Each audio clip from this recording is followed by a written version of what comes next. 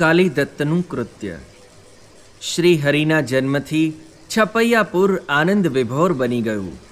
સરવાર દેશમાં આનંદ મંગળ વર્તવા લાગ્યા. પરંતુ ભગવાનના સ્વરૂપના અસ્તિત્વનો જ નાશ કરવા ઈચ્છનારા એ દિવ્ય સ્વરૂપના વિરોધીઓ પરબ્રહ્મ પુરુષોત્તમ નારાયણ પ્રગટ થયા એવું શી રીતે માની શકે? આવા જડ તત્વો ભગવાનનું જ્ઞાન જગતમાં ન પ્રસરે અને આસુરી સંપત્તિનો નાશ ન થાય તેવું વિચારનારા આ બાળ શ્રીહરિનો નાશ કરવા તૈયાર થયા. આસુર ભાવનો કાલિદત્ત આ બીડું ઝડપવા તત્પર થયો.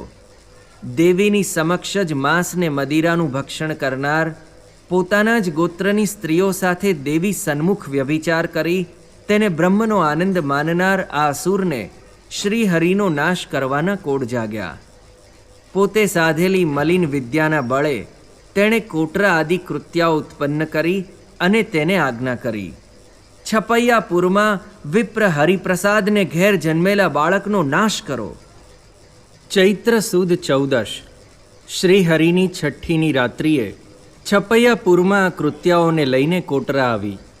તેમનો અર્ધનગ્ન વેશ જોઈને સદાચારી લોકો લાજી મર્યા. હરિપ્રસાદને ઘેર તેમના પુત્રને રમાડવાના ભાવથી તે દાખલ થઈ. પ્રેમવતી માતાએ બાળકને ગોદમાં સુવાડ્યા હતા. કોઈ ન જુએ તેમ ધીરે રહીને બાળકને ગોદમાંથી ઉઠાવી ઘર બહાર નીકળી તરત જ કૃત્યાઓ નાઠી. અચાનક માતા પ્રેમવતીની આંખો ખુલી અને પુત્રને ગોદમાં ન દીઠા. માતાને હૈયામાં ફાળ પડી. પુત્ર વિના વિહવળ બની ગયા. આ શું થયું? પુત્ર ક્યાં ગયો? કોણ મારા લાલને ઉપાડી ગયું? આ શબ્દો બોલતા જ તેમનું હૈયું ભાંગી પડ્યું. તેમનું રુદન સાંભળી ધર્મદેવ તેમજ બીજા પુરુષો આજુબાજુ હતા તે આવ્યા. ભક્તિ માતાને તેમણે પૂછ્યું, શું થયું?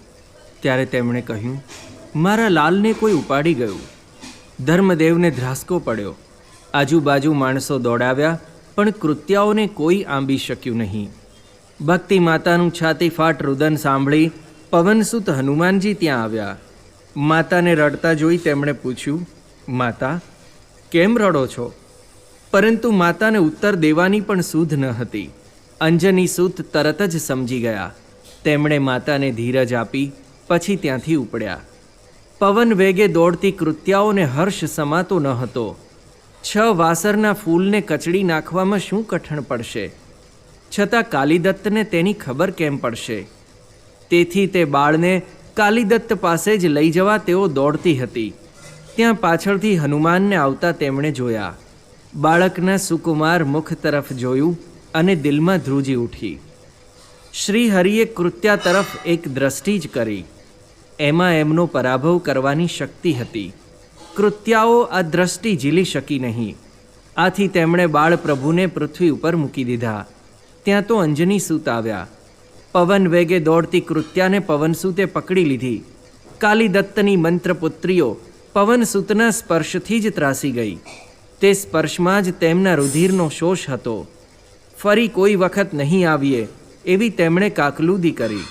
એટલે હનુમાનજીએ તેમને છોડી. હનુમાનજી ત્યાંથી પાછા ફર્યા. બાળ પ્રભુને હાથમાં સંભાળપૂર્વક તેડી તેઓ માતા પાસે આવ્યા.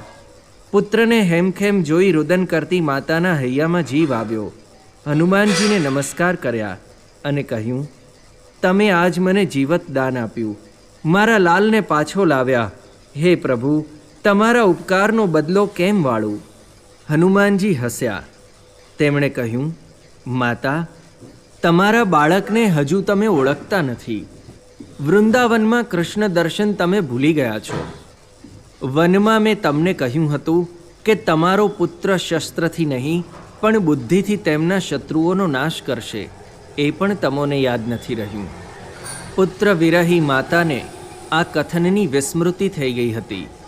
બાળ પ્રભુની પણ એવી જ ઈચ્છા હતી.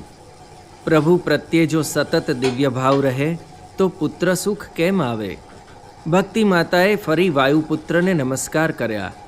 હનુમાનજી ત્યાંથી અંતર્ધાન થઈ ગયા.